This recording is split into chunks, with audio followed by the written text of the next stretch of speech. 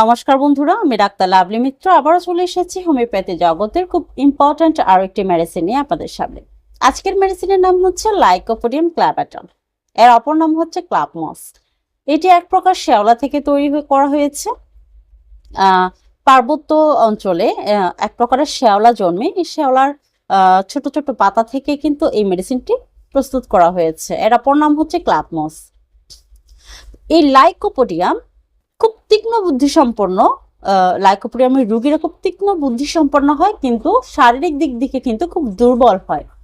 আজকে আমরা লাইকোপোডিয়াম ক্লাভাটাম কোন কোন রোগীদের ক্ষেত্রে কোন কোন সিমটমের উপর ডিপেন্ড করে প্রয়োগ করব এবং কতটুকু পাওয়ার আমরা শুরু করতে পারি এবং কতদিন পর্যন্ত এই মেডিসিনটি প্রয়োগ করতে পারবো সে সম্পর্কে আজকে ডিটেলস আমরা জানবো।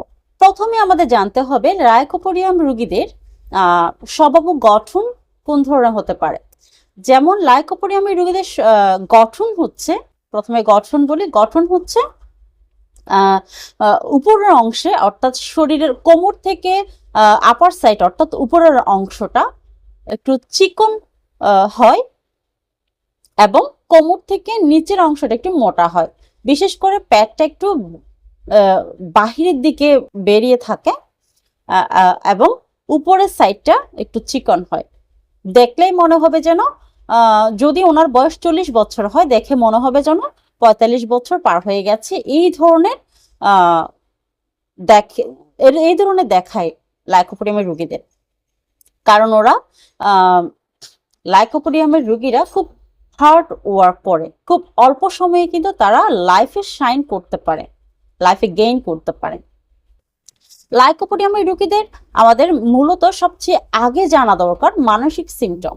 লাইকোপোডিয়ামের মানসিক সিমটম যদি আপনি সঠিকভাবে আয়ত্ত করতে জানেন, তাহলে দেখবেন লাইকোপোডিয়ামের রোগী সারাতে আপনার কোনো সমস্যা হবে না। লাইকোপোডিয়ামের মানসিক সিমটম হচ্ছে তারা খুব ভীতু টাইপের, অর্থাৎ ফিজিক্যালি খুব ভীতু, কিন্তু মেন্টালি কিন্তু খুব শার্প।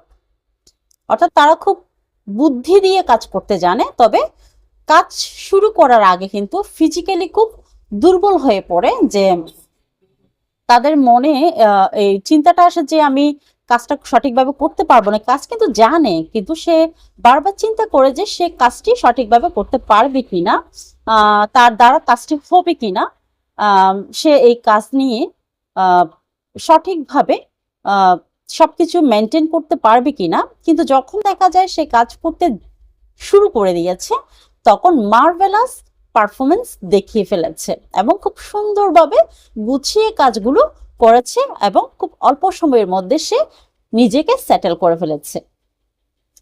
এবং লাইকোপোডিয়াম অতিরিক্ত মানসিক চাপ নেওয়ার কারণে কিন্তু লাইকোপোডিয়ামের রোগীদের মানসিক দিক থেকে যেমন খুব দুর্বল হয়ে পড়ে। হঠাৎ যেমন কোনো স্থানের নাম জিজ্ঞেস করলে তারা ভুলে যায়, বলতে পারে না। কোনো বানান লিখতে গেলে বানান ভুলে যায় এবং স্মরণ শক্তিটা খুব কমে আসে, কারণ তাদের মধ্যে একটা প্রেশার থাকে, কাজের প্রেশার থাকে এবং তারা সবসময় কাজ নিয়ে চিন্তা করে। এই চিন্তার মাঝখানে যখন তাকে কোনো কিছু লিখতে দেয় বা কোনো কিছু বলতে দেয় যে আগে কি কি হয়েছিল, সে সেটি বলতে একটু সময় নেয় এবং অধিকাংশ সময় দেখা যায় সে ভুলে যায়। এটাই হচ্ছে লাইকোপোডিয়ামের সবচেয়ে মানসিক সিমটম। এবং উদাসীন ভাব থাকে। রাত্রে ঘুমার পর যখন সকালে ঘুম থেকে উঠে সবচেয়ে বেশি সেই সময়টাই উদাসীন ভাব দেখা যায়। লাইকোপোডিয়াম শরীরের দক্ষিণ দিকে অর্থাৎ ডান দিকে, ডান পাশে সবচেয়ে বেশি রেজাল্ট দিয়ে থাকে, খুব সুন্দর রেজাল্ট দিয়ে থাকে। যে কোনো সমস্যা কিন্তু লাইকোপোডিয়ামের ডান পাশে দেখা যায়, সেটা কিডনির সমস্যা হোক বা গল ব্লাডারের সমস্যা হোক, লিভারের সমস্যা হোক বা হার্টের সমস্যা হোক, ফুসফুসের সমস্যা হোক, যে কোনো সমস্যা, পেটে ব্যথা হোক বা হাঁটুতে ব্যথা হোক, কবজিতে ব্যথা হোক, যে কোনো সমস্যা, মাথা ব্যথা হোক, সেটি ডান পাশে দেখা যাবে। মূলত ডান পাশ থেকে শুরু হবে। আর যদি ডান পাশ থেকে শুরু হয়ে আস্তে আস্তে বাম দিকে যায়, সেটাও কিন্তু লাইকোপোডিয়ামে আপনারা বুঝে নিতে পারেন।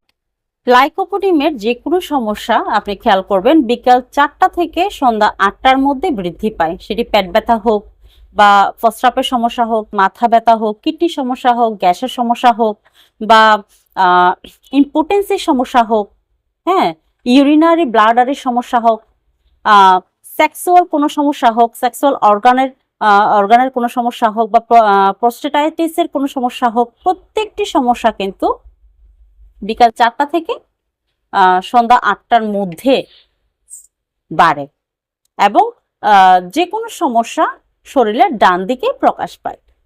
এটি হচ্ছে লাইকোপোডিয়ামের মূল সিমটম। এবং লাইকোপোডিয়ামের রোগীরা একটু গরম খেতে পছন্দ করে, যে কোনো খাবার গরম গরম রান্না করে সাথে সাথে গরম গরম খেতে পছন্দ করে, সিঙ্গারা হোক বা বাইরের খাবার হোক বা ঘরের খাবার হোক, যে কোনো খাবার গরম গরম খেতে তারা খুব পছন্দ করে। আপনি যদি জিজ্ঞেস করেন যে আপনার কি খাবার পছন্দ, সে অনায়াসে বলে দিবে আমার যে কোনো খাবার হোক গরম গরম খাবার পছন্দ। আবার লাইকোপোডিয়ামের রোগীরা আবার ডিম পছন্দ করে, ডিম সিদ্ধ খুব পছন্দ করে, গরম গরম ডিম সিদ্ধ ওরা খুব পছন্দ করে। এই ছোটখাটো বিষয়গুলো যখন খুঁটিয়ে দেখবেন আপনি বুঝতে পারবেন যে উনি লাইকোপোডিয়ামের রোগী। এবং খাবারের পরে দেখবেন টক ঢেকুর উঠবে, মুখ দিয়ে টক টক পানি উঠবে, একটা অজীর্ণ ভাব আসবে, এবং পেটের ডান দিকে একটু ব্যথা অনুভূতি হবে। এগুলো লাইকোপোডিয়ামের সিমটম। লাইকোপোডিয়ামের রোগীরা অর্ধ চোখ খোলা রেখে ঘুমায়। আপনি খেয়াল করবেন, কোনো ব্যক্তি যদি আপনি দেখেন চোখ অর্ধেক খোলা রেখে নাক ডাকে বা ঘুমায়, আপনি বুঝতে পারেন, তাহলে চোখ বন্ধ করে লাইকোপোডিয়াম প্রয়োগ করবেন, খুব সুন্দর রেজাল্ট পাবেন। এবার আমি অ্যাবডোমিনাল সিমটমে আসি। যাদের খিদে প্রচুর, হ্যাঁ প্রচুর খিদে থাকে পেটে, কিন্তু খাবার খেতে বসলে যখন অল্প খাবার খায় সাথে সাথে পেট ভরে যায়, একদম গলা অব্দি পেট ভরে যায়, এবং টক ঢেকুর উঠে, সাথে সাথে তারা অস্বস্তি ফিল করে এবং বলে যে আমার তো এত খিদে ছিল যে অল্প কিছু খাওয়ার পরপরই আমার পেট ভরে গেছে, এরকম কেন হচ্ছে। ওর ডাইজেস্টিভ পাওয়ারটা কিন্তু কমে আসে।